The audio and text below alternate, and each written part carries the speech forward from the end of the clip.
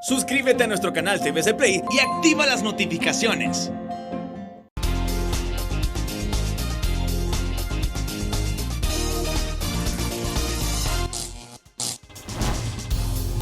Hola Honduras, ¿qué tal están? Espero que estén pasando un domingo feliz. Aquí estamos para acompañarles con una interesante entrevista que acompañaremos, como usualmente cada semana, con un dibujo, con un retrato humorístico de nuestro interlocutor, que en esta oportunidad es una eminencia de la ciencia médica hondureña. El doctor Huber Enríquez Cooper nos acompaña hoy en el estudio, cirujano oncólogo y poseedor de muchas otras capacidades y especialidades, de las cuales evidentemente hablaremos en el transcurso del diálogo. Doctor Enríquez Cooper, gracias por estar aquí. Mucho gusto, muchas gracias por la invitación, pues alegres de estar acá presentes con usted y ver el proceso de esa caricatura que nos va a ofrecer después. Entonces ya sabe, ¿verdad?, que voy a elaborar aquí un dibujo. Hemos visto muchos programas y sabemos que va a elaborar un ¿Qué dibujo. expectativas tiene? Nunca me lo he imaginado. He visto el programa, pero nunca me he imaginado que me vayan a hacer. ¿En caricatura usted? Es correcto, es correcto. O sea, no se conoce en caricatura. No me conozco en caricatura. Primera vez. Este domingo se va a conocer otra versión correcto. suya. Vamos a mirar cómo queda. Y a mí no me culpe de nada. Desde ahorita no habrán culpas. ¿Estamos claros? Estamos 100% claros. Estamos claros entonces. Vamos entonces a meterle mano a este lienzo en blanco por ahora y que en unos minutos ya te debe tener una caricatura. Perfecto. De nuestro interlocutor, el doctor Huber Enríquez Cooper. Tiene usted un nombre singular. Creo que muy pocas veces se encontrará en un lugar alguien que se llame igual. Es correcto. Somos pocos acá en Honduras. De hecho, creo que solo una persona conocí con mi mismo nombre en la costa norte, específicamente en la ciudad de La Ceiba. Luego, el Enrique sí, por parte de mi padre, el Cooper, somos pocos también en Tegucigalpa, pero sí hay más que mi nombre, Huber. Hay una prueba, Cooper, ¿no?, que les hacen a los árbitros, creo. Hay una prueba que es una cosa de resistencia. El doping también, tiene que ver con el dopaje también y sí hay una prueba. Y también hay unos ligamentos en las mamas de la mujer que son ligamentos de Cooper también. Ah, muy bien. Qué interesante saber eso. ¿Cómo se puede resumir, doctor Enríquez Cooper, su vida? Si alguien en una esquina se lo encuentra a usted y le pregunta quién es usted, ¿ante eso usted qué respondería? Apasionado, servidor y jovial, y siempre tratar de hacer las cosas como se deben de hacer. Soy una persona, si me pregunta, trabajo más de lo que debo de trabajar, me apasiona, no es un trabajo, y un servidor. Qué bueno. ¿Dónde se formó, doctor? Bien, como médico general y como cirujano oncólogo acá en Honduras, en Tegucigalpa, por medio de la Universidad Nacional Autónoma de Honduras. Luego viajé a Canadá. Saqué una subespecialidad en cirugía de hígado, páncreas y vía biliar, a lo que se conoce en el mundo médico como cirugía hepato-pancreato-biliar. Posteriormente, al culminar esta subespecialidad, hice otra subespecialidad en cirugía gastrointestinal y ahí tratamos lo que es cáncer de esófago, estómago. Y posteriormente hice una tercera subespecialidad en cirugía de trasplante de órganos sólidos. O sea, doctor, que usted opera piezas con cáncer. Todo lo que tiene que ver con cáncer, ese es lo que trabajamos. ¿Cómo es ese trabajo, doctor? Es apasionante, sin embargo, muchas veces es frustrante, porque hay veces en el país se puede hacer más, pero no se cuentan con los recursos para hacerlo. ¿Dónde ejerce? Ahorita actualmente ejerzo en 2 hospitales privados. ¿Cómo ha sido su experiencia a lo largo de estos años? Como lo dije al principio, es apasionante. La medicina me apasiona, es algo que hasta sueño con medicina. Las pláticas que tenemos con los colegas es de medicina, es de cirugías, es ver qué podemos mejorar en las técnicas quirúrgicas, ver cómo podemos favorecer a los pacientes, ver qué equipo podemos adquirir para brindarles atención a los pacientes. Entonces es apasionante. En Honduras, ¿a qué nivel de desarrollo ha llegado la cirugía en la que usted está enfocado? Va comenzando. Prácticamente soy el primer cirujano hepato-pancreato-biliar del país. también cirujano oncólogo con su especialidad en cirugía gastrointestinal, soy el primero. Vamos tratando de hacer las cosas como se deben de hacer. Sin embargo, el equipo médico que tenemos hemos luchado para adquirir tecnología de punta. Hay veces nos reímos entre nosotros porque hemos logrado adquirir tecnología que prácticamente ni en el país donde me formé la tienen. Sin embargo, los hospitales públicos son otra faceta de la medicina, con muchas carencias, buen recurso humano, buenas enfermeras, buenos médicos, buenos especialistas. Sin embargo, hay carencia de muchas cosas. Usted se formó en el Canadá, ¿no? Es correcto. Y lo que usted opera principalmente es esófago, estómago, hígado, Páncreas. páncreas. Páncreas, colon, todo lo que tenga que ver con cáncer, pero mis subespecialidades son en las que usted mencionó. ¿Por qué se contaminan con cáncer esos órganos tan vitales? Hay predisposiciones, pero sin embargo el 90% del cáncer es algo, por decir, ambiental. Son ciertos factores, estilos de vida, que juegan un papel muy importante.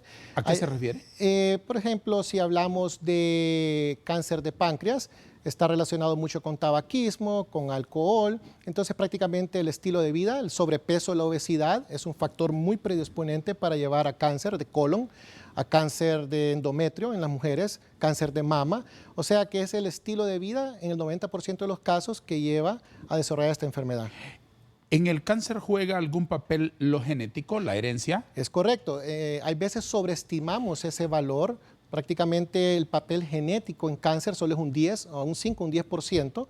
No todos los pacientes tienen que ver ese factor genético. Hay veces decimos, es que mi abuelo lo tuvo y por eso adquirimos esta enfermedad, pero no.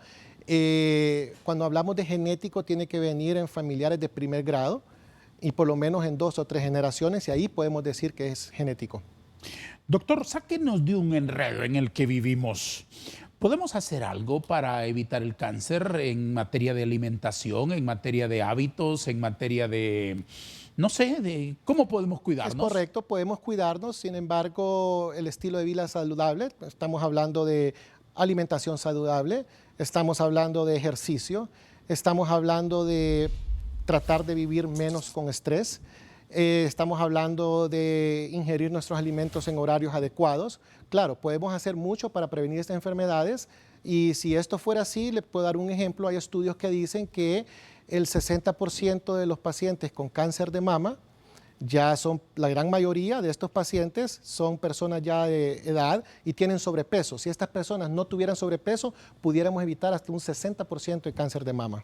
Entonces, el buen peso es fundamental en esto. Es súper fundamental, es correcto. Es correcto para prevenir. Y en cuanto al tabaquismo, no digamos, el alcoholismo provoca cáncer. Es correcto, provoca cáncer, está relacionado con cáncer de esófago, porque es un irritante, cáncer de hígado, porque lleva cirrosis, cáncer de estómago, o sea, está relacionado, correcto. ¿El cáncer es mortal siempre?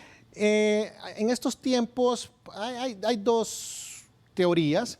Podemos decirlo, si llamamos por teorías, la gran mayoría menciona que podemos volver a esta enfermedad crónica, así como hay un hipertenso que es diagnosticado a una edad de 40 años, va a ser hipertenso el resto de su vida y posiblemente no vaya a fallecer por esta enfermedad.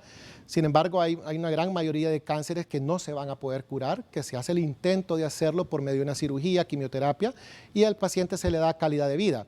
Pero también hay muchas guías de tratamiento donde mencionan una etapa 4 de cáncer. Sabemos que en el cáncer hay etapa clínica 1, 2, 3, 4. 4 es la etapa avanzada y se habla de una curación. ¿La cirugía contribuye de manera determinante? Es correcto, la cirugía es en el 90% de los casos el inicio de un tratamiento hacia la curación. ¿De qué depende? ¿De llegarle temprano? Es de llegar temprano, es de tener las terapias adyuvantes, esto es quimioterapia y radioterapia adecuadas, de calidad para que el paciente pueda beneficiarse y llegar a ese momento de la curación. ¿Cómo se detecta, doctor, en órganos tan complejos como los que usted interviene usualmente? Usualmente son hallazgos, el problema, por ejemplo, en páncreas, es que la enfermedad usualmente es asintomática, ya cuando el paciente se da cuenta, Del 100 pacientes, o sea, el 100% de los pacientes con cáncer de páncreas, solo un 10 a un 20% pueden llegar a ser operados, porque es totalmente asintomático. El paciente puede ponerse amarillo, o si es un cáncer de estómago, el dolor, gastritis, no le quita el dolor con nada. Entonces, en este momento hay que ser bien agresivos para el diagnóstico. Dígame señales que puede distinguir el paciente para decir, aquí hay algo mal, voy a consultar mejor. En cáncer de páncreas, cualquier paciente que no sea diabético y de entrada hace una diabetes, lo ideal no es solo iniciar un tratamiento para la diabetes, sino que hay que hacer una tomografía para ver qué es lo que lo llevó hacia diabetes. No siempre es algo que va a desarrollar por algo que no sea tumoral. O todos los pacientes que son diabéticos y de repente se están inyectando insulina y la otra semana una dosis más alta y cada vez una dosis más alta.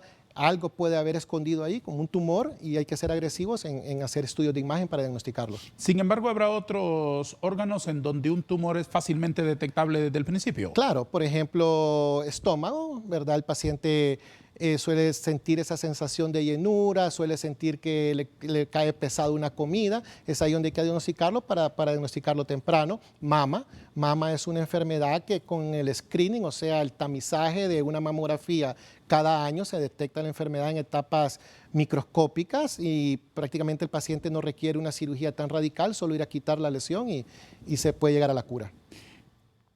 ¿De qué disponen los ciudadanos hondureños en materia de salud para combatir el cáncer en los hospitales del país? Prácticamente solo a nivel estatal, solo está el Hospital General San Felipe, que es el centro de cáncer a nivel nacional, pero actualmente está brindando muy poco.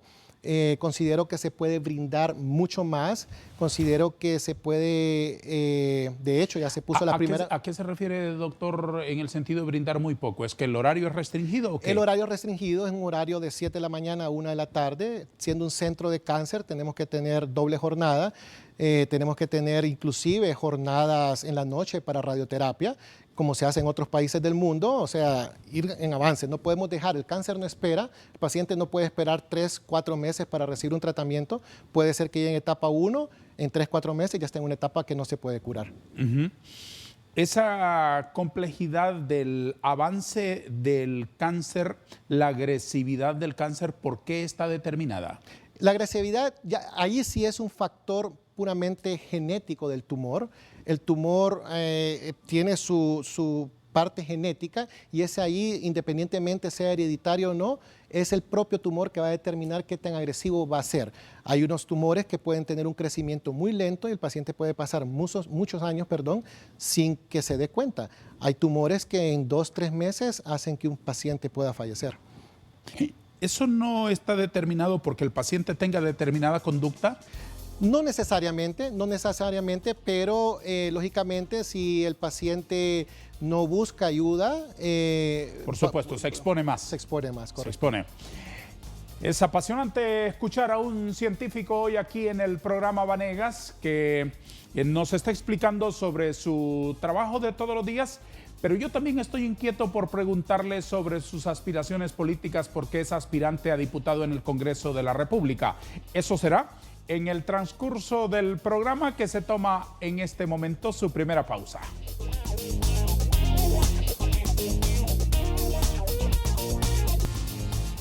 Doctor Enríquez Cooper, ¿cómo ha vivido usted este tiempo de pandemia tan espantoso para la salud pública?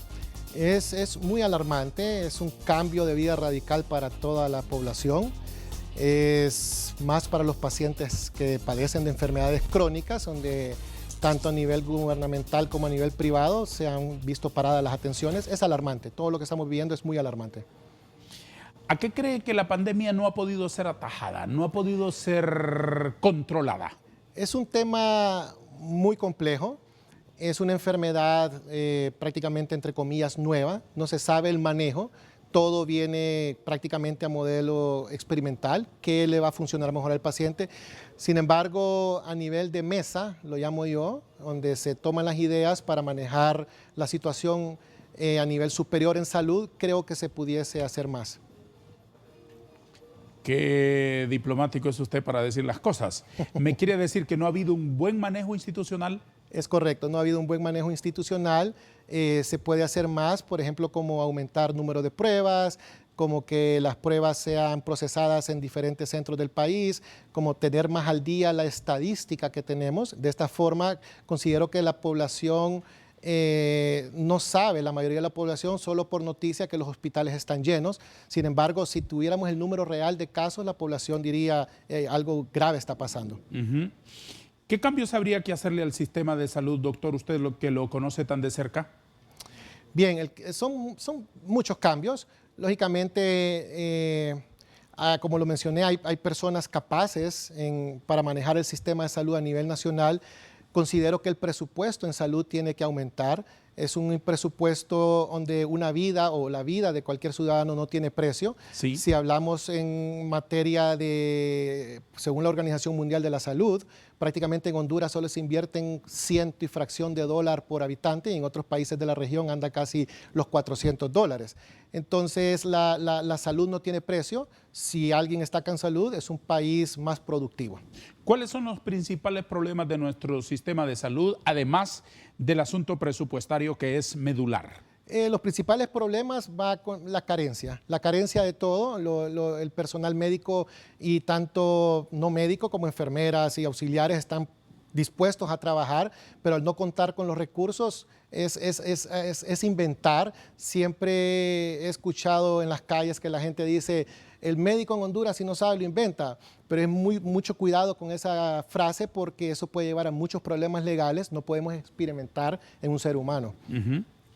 Y de la parte propiamente del organigrama de la Secretaría de Salud, del sistema, enfocado principalmente a que tuviésemos más calidad en la atención primaria, en la cobertura universal, ¿qué puede contarme usted como profesional? Bueno, para mejorar todo esto, lógicamente tenemos que comenzar desde las áreas más pequeñas del país. Podemos hablar que las áreas que no tienen hospitales y tienen centros de salud son centros de salud que no cumplen ni el más mínimo requisito para ser un centro de salud. Hay que mejorar todo eso. Cada área del país debe tener un médico. No es que estoy subestimando a las enfermeras, pero si contamos con un centro de salud, al menos tiene que ser atendido por un médico general. Posteriormente nos tenemos que ir a los hospitales regionales. Son hospitales llamados regionales, pero les hace falta mucho para ser llamado un hospital. Y todo, o sea, casi todo en salud va al poco presupuesto.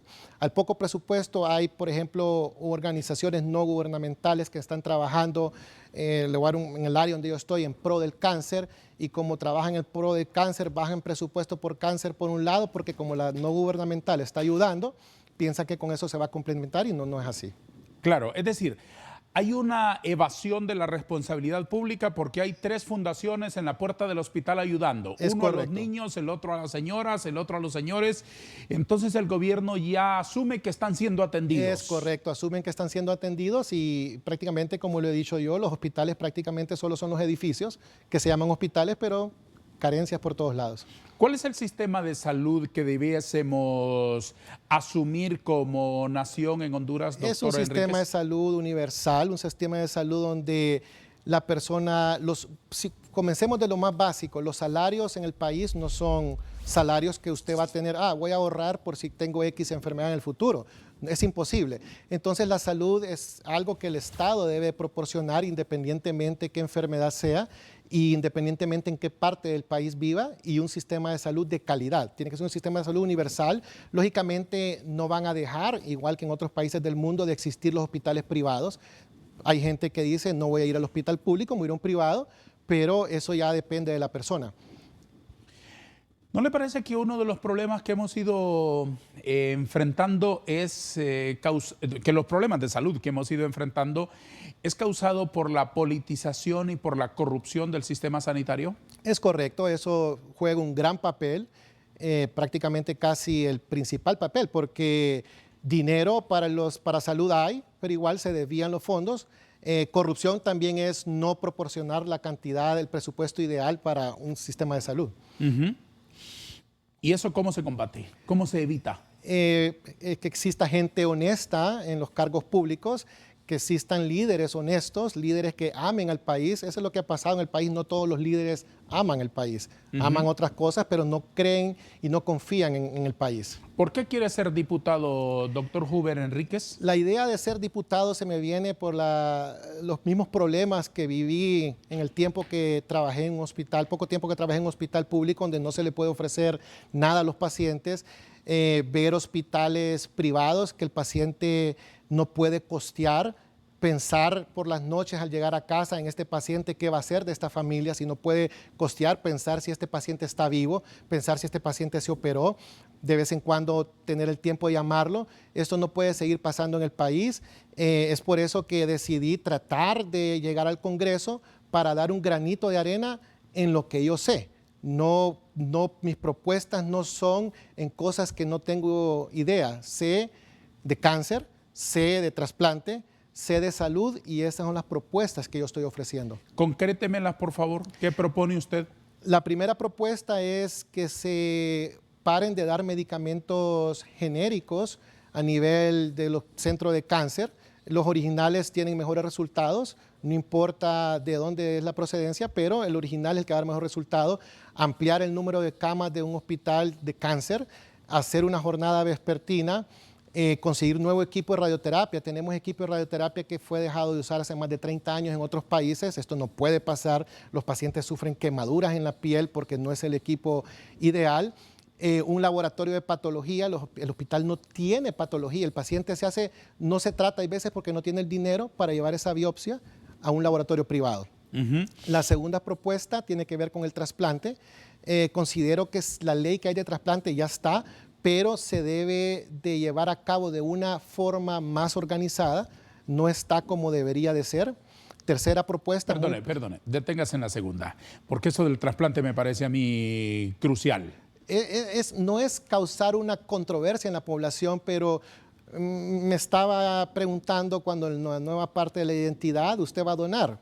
O sea, yo sé de qué se trata una donación de órganos, de hecho hemos hecho varios, pero el ciudadano que no sabe de qué se trata ir a donar un órgano. Tenemos un sistema de salud en donde nos tienen evaluados cada año cómo está nuestra presión, cuántos medicamentos tomamos, somos diabéticos, fallece alguien, yo como padre de familia, yo no dejaría que a mi hijo recibiera un riñón de alguien que no sé cómo estaba su salud. Va a fallecer antes de lo que tendría que ser. Entonces, antes de proponer todo lo que se ha estado haciendo, considero que se debería hacer primero un programa de trasplante, un programa y recolectar los posibles donadores en vivo para llevarles estudios médicos, evaluaciones médicas y después de que esta persona tenga un año de ser evaluado, ahí sí puede entrar a ser un donador. No se está, en ese sentido, no está siendo completo. Además que la columna vertebral de cualquier programa de trasplante es el donador vivo. No tenemos un programa de trasplante, pensamos hacer donadores cadavéricos cuando no se tiene la experiencia en un programa de donadores vivos. O sea, lógicamente un trasplante cadavérico es más complejo de manejar. ¿Qué tipo de trasplantes ha practicado usted, doctor? Páncreas, hígado y riñón. ¿Cómo funciona eso? Explíquenos un caso, por ejemplo. En el caso de riñón, cuando es un donador vivo, ¿verdad? Que es el ideal. Es más, en Japón prácticamente solo donadores vivos se hacen. Se hace estudios de histocompatibilidad, que de hecho el hospital, la escuela tiene su laboratorio. Se hacen los estudios de histocompatibilidad para ver si va a ser compatible el donador con el receptor. Sí. Una vez ya se cumplen todos los criterios, es una lista enorme para hacer un donador, se programa el procedimiento, se llevan a quirófano los dos pacientes, hay dos equipos trabajando, uno trabajando en este caso retirar el riñón y el otro equipo trabajando en dejar preparado ya el sitio donde se va a poner ese trasplante. Posteriormente, el paciente se recupera. Cuando hay centros de trasplante, el paciente no ocupa ir a cuidados intensivos, el paciente va a una sala normal, es visto y a los 4 días está en su casa con su terapia inmunosupresora. Eso es muy importante de que todo centro de trasplante en un país tiene que ser un centro estatal. Alguien le puede pagar una cirugía a nivel privado, pero ¿qué pasa si se complica? ¿Qué pasa si tiene un rechazo? son medicamentos costosos que solo el Estado los puede proporcionar. ¿Cómo han sido los resultados en esa experiencia de trasplantes en Honduras? En Honduras se han hecho trasplantes, sin embargo son pocos, se hacen alrededor de 10, 12 por año en promedio a nivel estatal, Hospital Escuela, Hospital María, Seguro Social. Sin embargo hay aproximadamente 6,000 pacientes con insuficiencia renal, de los cuales 2,500 es el promedio, ocupan un trasplante. Y estamos hablando que la gran mayoría de ellos son pacientes desde niños a unos 40 años. O sea, la cantidad de receptores que hay es enorme y estamos todavía en pañales en esto y tenemos que iniciarlo de la mejor forma. ¿Qué recomienda usted hacer como política pública desde la salud como prioridad del Estado? Bien, en parte de trasplante, que se lleve a cabo, la ley de trasplante ya está, pero aperturar el Programa Nacional de Trasplantes, comenzar con donadores vivos. Hay gente capacitada a tal grado que, como cualquier otro país del mundo, se hagan 2 trasplantes a la semana. Eso viene equivaliendo a muchos trasplantes en un año. Lógicamente no todos los pacientes van a poder ser trasplantados, pero hacer conciencia de que un trasplante es mucho más barato que una diálisis, 1/3 del valor de una diálisis, y eso le ahorraría costos al Estado. Pero mi propuesta en general es que se haga ese programa de trasplante lo más pronto posible para pasar a otro nivel, trasplante de hígado, corazón, pulmón. En ese sentido, me queda muy clara cuál es la segunda propuesta suya. Siga, por favor, con el discurso. Correcto. La segunda propuesta va... Esa era la segunda. La segunda, perdón. La tercera propuesta es la obesidad, la que había mencionado. 40% de la población hondureña está en sobrepeso. De ese 40% tenemos un 10% que está en una obesidad mórbida, o sea, una obesidad grado 3, una obesidad que es riesgosa, y hay que luchar por estos pacientes. ¿Por qué? Porque estos pacientes no existe una dieta que los va a hacer llegar a tener su peso normal. La obesidad es una enfermedad, no es porque qué bonito el gordito cómo come. En otros países es un delito llamarle gordito y esas son las leyes que se ponen en el Congreso. En otros países es denigrar a alguien por decirle el gordito es malo. Entonces, trabajar por estos pacientes que reciban su tratamiento a nivel gubernamental, porque a nivel privado es sumamente costoso. Una obesidad lleva a divorcios, es deber del Estado valer por la familia, pues es una forma de prevenirlo. Una obesidad lleva a suicidios, depresión, baja autoestima, o sea, no solo es la enfermedad, es todos los factores que lleva la obesidad. Esa es mi tercera propuesta, hacer que el Estado... La propuesta es combatir la obesidad como política de salud. Combatirla, pero también tratarla, porque es una enfermedad. Hay veces no vamos a poder combatirla, porque así como la persona tiene ya la predisposición de ser hipertenso, de ser diabético, hay personas que ya tienen la predisposición de ser obesos. Entonces tenemos que tratarlos. Lo demás me lo sigue explicando después de una pausa. Vamos a darle la palabra a nuestros patrocinadores, 1 minuto nada más.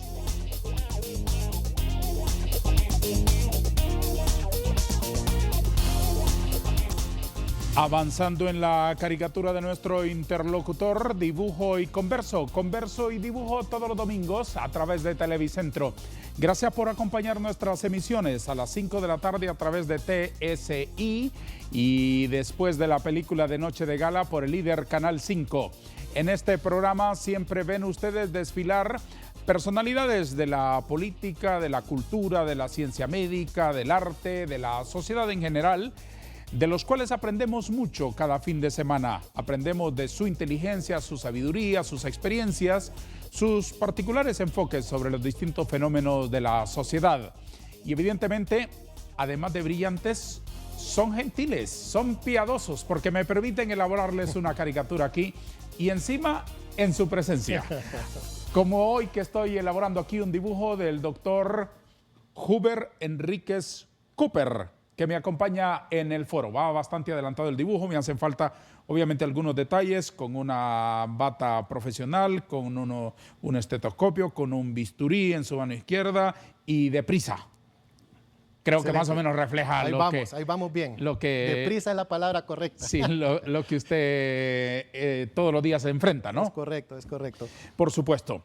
Doctor, ¿qué sentimiento viene a usted cuando llega un paciente en situaciones complejas y después de un tiempo, después de un trabajo científico suyo, de colaboración de él, aquella vida cambia, aquella historia cambia radicalmente para él y para su familia. Es muy gratificante. Casualmente hoy recibí un mensaje del exterior, un mensaje de audio, y un paciente recordando y dándome las gracias que hace 4 o 5 años atendía a su padre, que el cariño que tenía su padre hacia mí era enorme, y dándome las gracias, que había fallecido, no de la enfermedad, pero sí había fallecido, me lo estaba haciendo saber, y esas cosas son gratificantes. Lógicamente también es triste hay veces ver pacientes partir, pacientes que uno lo lleva desde muchos años y toca el momento ir a su casa porque le hablan un fin de semana, falleció tal persona, doctor, ayúdeme, ir a visitarlos. Es triste, frustrante verlos en una cama sin vida. Hay de las dos caras de las facetas, alegría y tristeza. Es muy duro seguramente. ¿Quiere continuar con lo de la propuesta suya para convertirse en diputado? Muy bien. La cuarta propuesta y no es la menos importante, tiene que ver con las personas discapacitadas. Se le violentan sus derechos. De hecho, estamos haciendo un video en todo Tegucigalpa. No hay aceras adecuadas para este tipo de personas. Todas tienen gradas, no hay rampas. O es más, no hay aceras, construyen calles sin construir una acera. No se les brinda oportunidad de empleo cuando la ley dice que al menos tiene que haber una persona trabajando con discapacidad en X centro. Personas que no cumplen las instalaciones, por ejemplo, en un banco, no hay una ventanilla al nivel para una persona con silla de ruedas, no hay una ventanilla que tenga una silla para que alguien ande en muletas y sea atendido, los baños no son adecuados, y es por eso que pienso ser la voz y para que se cumplan los derechos como ciudadanos que tienen estas personas. Muy interesante. ¿Qué hay que cambiar en el Congreso, doctor Cooper? Bueno, ocupamos un Congreso nuevo. Ocupamos un Congreso nuevo con nuevas ideas, un Congreso donde prevalezca la honestidad, la honradez, donde prevalezca 0 antecedentes penales. Ocupamos un Congreso que quiera trabajar por Honduras, un Congreso que le tenga amor a Honduras, un Congreso que trabaje todos los días por Honduras.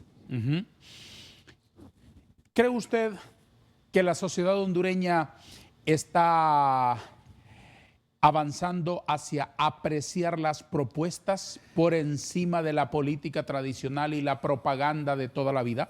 Esa es la idea de cualquier político nuevo, digo yo, en cuestión con las personas que he hablado.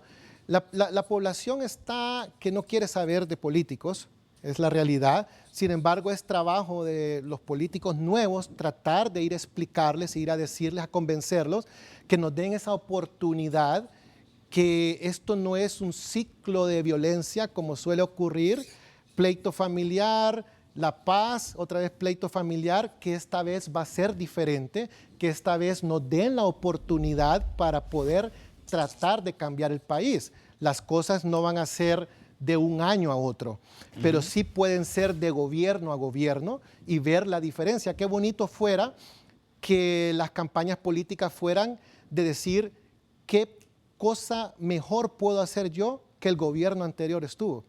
Eso sería lo ideal, y llevar ese plan de país que no se está respetando, llevar ese plan de país. ¿Dónde queremos Honduras en 50 años? ¿Dónde quiero Honduras cuando mi hijo tenga 40 años? Creo que tenemos que, como políticos, y si logramos llegar, luchar por eso, luchar por el presente, pero luchar por el futuro, que es a lo que queremos llegar. ¿Por qué es liberal, doctor? Liberal me apasiona de mi padre, liberal, de familia liberal, me apasionan los principios liberales, y considero que si comparamos con otros partidos, el Partido Liberal es un partido que se le brinda más al pueblo, es un partido que se debe más al pueblo, es un partido que sale del pueblo, y es por eso que me apasiona el Partido Liberal. ¿En qué número de casilla aparecerá su fotografía? Aparecerá en la casilla número 35. En la casilla 35 de las elecciones internas del Partido Liberal en el departamento de Francisco Morazán. Es correcto. ¿Cómo está siendo recibido su mensaje, su propuesta tan inteligente? Está siendo bien recibida. De hecho, varias personas que que se meten a las redes sociales, varias personas comentan que son propuestas diferentes, que son propuestas no tradicionales, que son propuestas bien tangibles que se pueden llegar a concluir, son propuestas que solo con escucharlas se notan que son cosas que yo sé, que no estoy inventando. No son 10, 20 propuestas, son 4 propuestas bien específicas, son propuestas pesadas, pero no son imposibles. ¿Cómo ha visto usted a los ciudadanos frente a las propuestas? ¿Cómo ha visto usted la recepción de tanto los partidarios como de los independientes, los que no tienen partido, los que no pertenecen? Bueno, las propuestas que hacen ellos son tradicionales, sin embargo hay un grupo bien de 22 personas que tienen propuestas diferentes, propuestas que van dirigidas a cambiar el país, propuestas dirigidas a la población. En este caso, las 22 que le digo son personas de Francisco Morazán y van directo con querer trabajar por el país. Doctor Enríquez Cooper, ¿cómo se puede ayudar a una política pública de salud desde el Poder Legislativo? Pues de muchas formas. El Congreso es el que habla sobre el presupuesto. Congreso es el que pone por decir entre comillas, da orden al país y desde ahí se pueden hacer muchas cosas. En el caso de las propuestas mías, considero que desde ahí se pueden hacer todas las reformas para los pacientes con cáncer, para los pacientes que ocupan trasplante, para las personas discapacitadas, para las personas con obesidad. Estoy consciente que de ahí se puede y de ahí saldrá. Ahora, el país está avanzando a distinguir las propuestas de la política tradicional de la cancioncita, del apodo, del chocollo, de la misma cosa en la que los políticos tradicionales de toda la vida nos han enredado?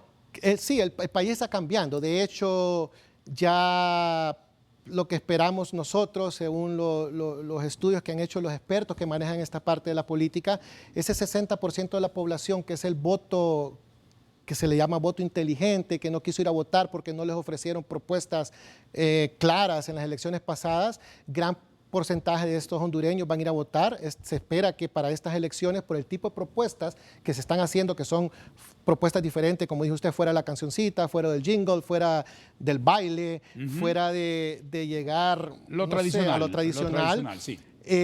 La gente lo está captando de otra forma, la gente usa las redes sociales para leer, la gente ya no quiere escuchar, la gente prefiere leer, la gente prefiere ver una red social y ver qué se le está ofreciendo.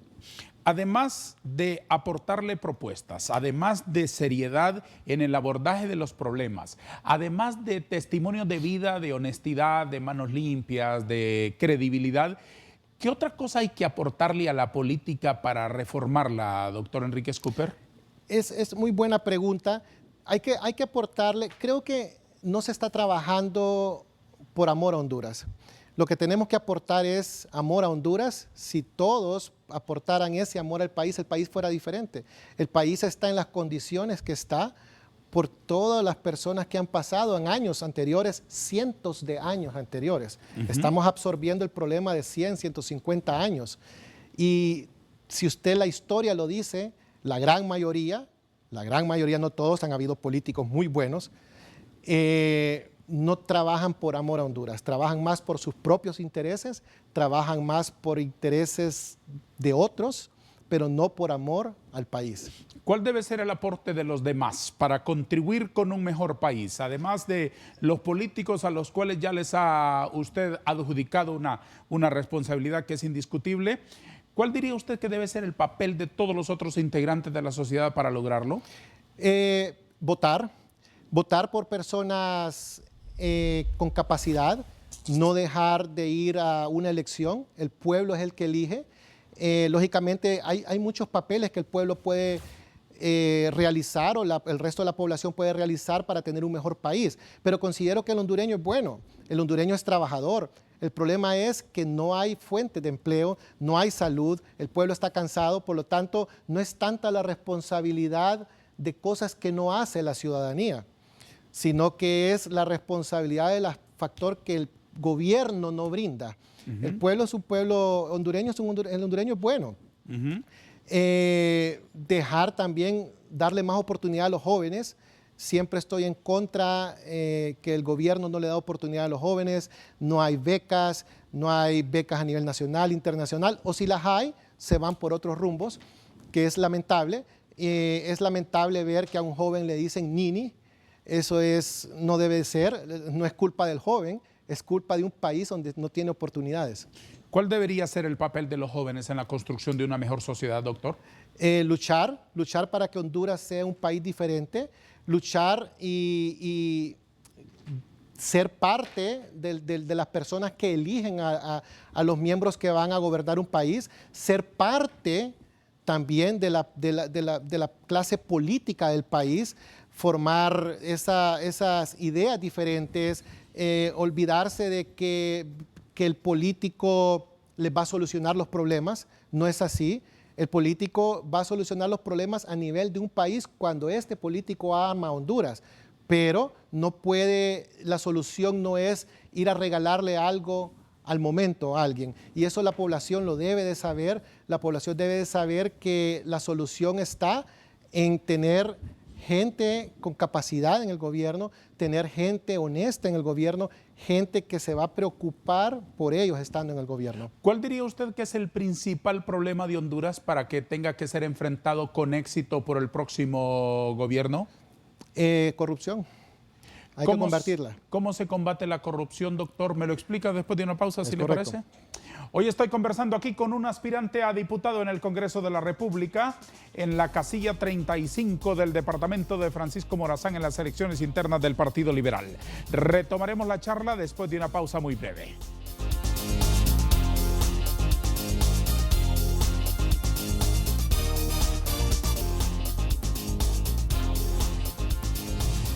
Doctor Cooper, desde su punto de vista, ¿cómo se puede combatir con éxito la corrupción en Honduras? En primer lugar, hacer cumplir las leyes. La gran mayoría no se cumple. Olvidarse de favores. No existen favores en un gobierno. Olvidarse de tratar de llegar al gobierno por querer adquirir cosas personales. El gobierno o el que sirve es un servidor.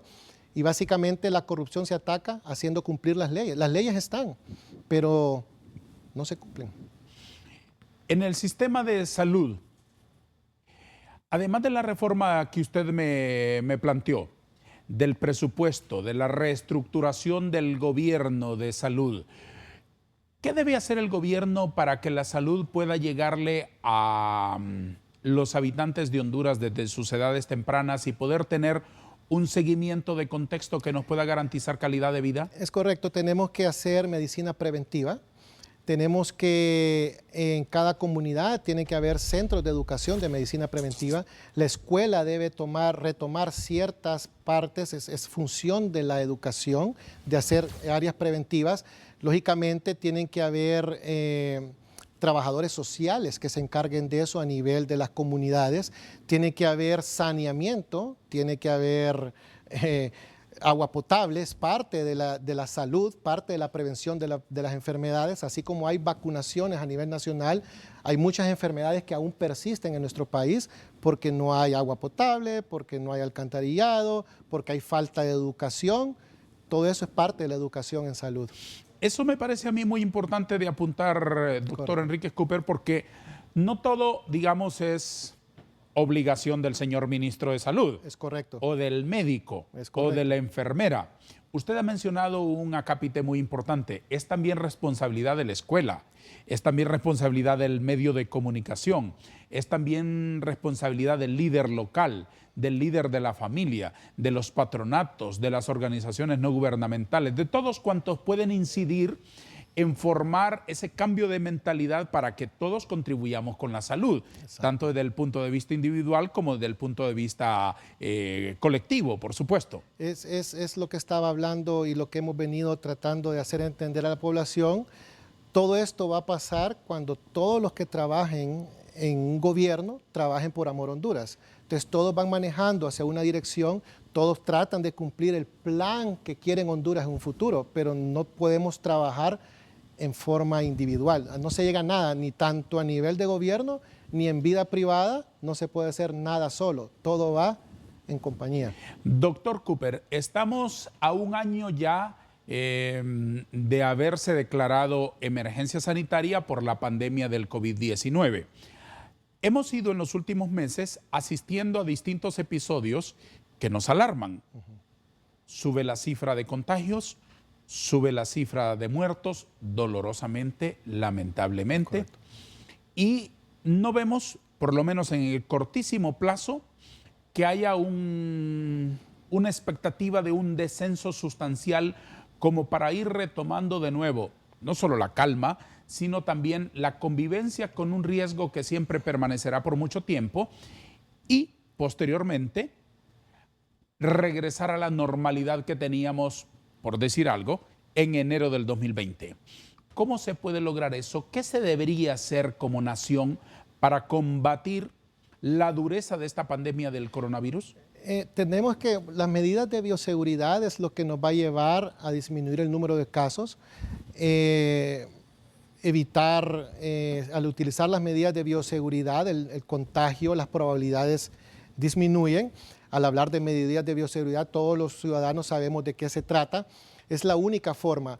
No considero yo que tampoco vamos a tener un país como lo teníamos en enero del 2019, pero tampoco podemos cerrar un país por completo porque nuestro país es un país que no tenemos censos, por decir, en el bloque 17 de tal colonia vive esta persona de 70 años y no trabaja, le vamos a llevar comida. No podemos. Nuestra economía tiene que seguir, no al 100%, no a todo vapor, pero es la única forma en que podemos disminuir los casos, es usando medidas de bioseguridad y la reapertura no al 100%. ¿Cómo se logra ese equilibrio entre salud pública y economía?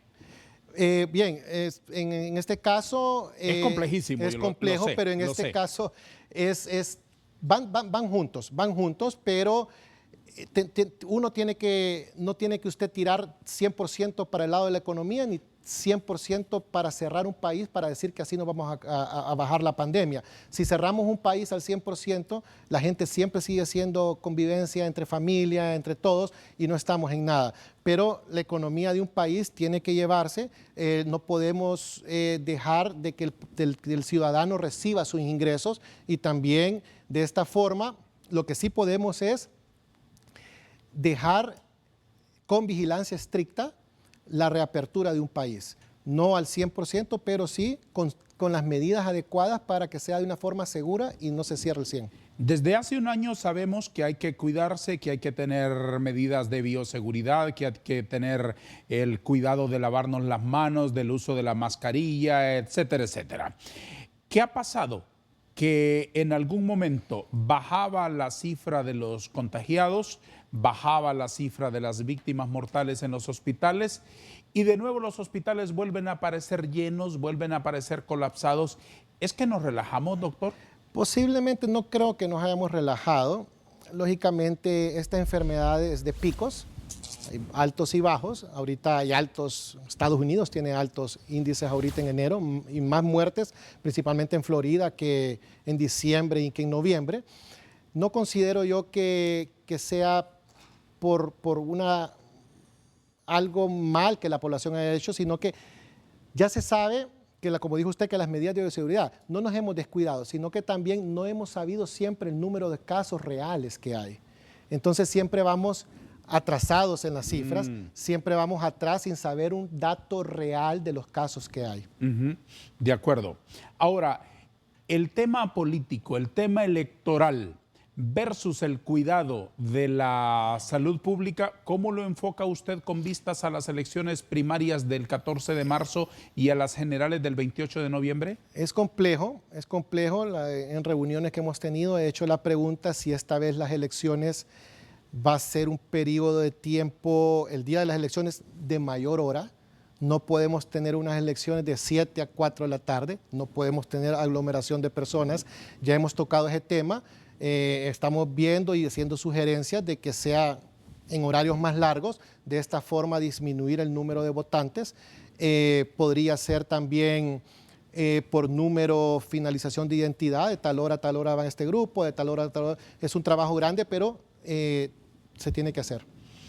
¿Elecciones debe haber el 14 de marzo? Es correcto, tiene que haber. En todos los países del mundo han habido elecciones. No podemos dejar ese derecho que tengan las personas. No estamos al nivel de un país que pueda hacer elecciones electrónicas de forma digital, de otra forma, pero tienen que haber con responsabilidad, con todas las medidas de responsabilidad, ampliando los horarios en las urnas, abriendo más urnas de ser posible para evitar el número de conglomeraciones de personas. ¿Qué me puede decir de sus compañeros de planilla de candidatos a diputados? ¿Qué tipo de propuestas se recogen de ahí, de ese grupo? Son hombres y mujeres con buenas propuestas. Están encabezados por la doctora Están Norma encabezados Brooks, por la ¿no? doctora. Ella es nuestra primera diputada que va en la casilla 24. Luego tenemos varias mujeres y hombres de principios con muy buenas propuestas, propuestas en favor de la niñez, propuestas en favor de la microempresa, propuestas en favor de empleo, propuestas en favor, inclusive hay más propuestas de salud. O sea, es un grupo bien unido, es un grupo que sabe que quiere Honduras y sabe lo que quiere para Honduras. Qué interesante. Doctor Huber Enríquez Cooper, tengo una caricatura para usted que he estado elaborando aquí mientras le escuchaba sus explicaciones. Muestro al público el dibujo con el que honramos la presencia de esta eminencia de la ciencia médica que hoy nos ha acompañado y que aspira a una curul en el próximo Congreso de la República. ¿Qué opina de nuestro obsequio, doctor? ¿Qué le parece? Fantástico. Los lentes, igualito, la sonrisa, impresionado. Bisturí a la carrera. Está bonito. Y corbata roja. Y ¿qué me dice? corbata roja. Eso es importante. Y el viento hacer flamear el estetoscopio. Muy interesante, muchas gracias. La vamos a poner en un lugar muy especial y la vamos a conservar muy bien. Muchas gracias, doctor Enríquez Cooper. Déjeme una palabra como respuesta a mis últimas inquietudes. ¿Cuál es la medicina contra la corrupción? Cambiar de gobierno. ¿Cómo debe ser el Congreso? Debe ser con personas honestas, capaces. ¿Está enferma la democracia? Está abandonada. ¿Cómo se sana? Elecciones. ¿Qué deben hacer los jóvenes por Honduras? Creer en Honduras. ¿Qué opina usted de la gestión de los hospitales móviles? Fracaso. ¿Por qué se debe participar en la política? Un grano de arena al pueblo hondureño, en este caso Honduras. ¿Dónde está el cambio? En los votos, en la población. ¿Qué clase de diputado será usted? Honesto, trabajar por el pueblo. ¿Qué sentimiento le provoca cuando escucha la palabra Honduras? Amor. Le agradezco por haber estado con nosotros y le deseo muchísimos éxitos. Muchas gracias. Doctor Huber Enríquez Cooper nos ha acompañado hoy en el programa Vanegas. Él aparecerá en la casilla 35 en las elecciones internas del Partido Liberal como candidato a diputado del departamento de Francisco Morazán. Gracias, doctor Enríquez. Muchos éxitos. Muchas gracias. A todos, gracias. Adiós.